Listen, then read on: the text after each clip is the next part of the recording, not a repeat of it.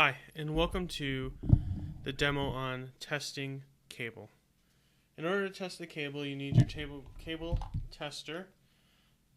We're going to use this one. This one has a slide off to go to the one side. They both have RJ45 connections, so we'll plug in our cables to that to test. Now, one's going to go to the jack, and one's going to connect to the patch panel to create the feedback loop.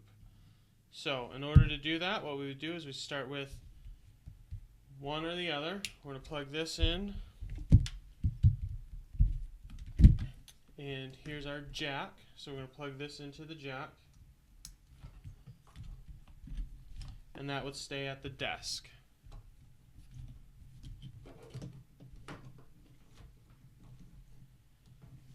Then we'd plug into the patch,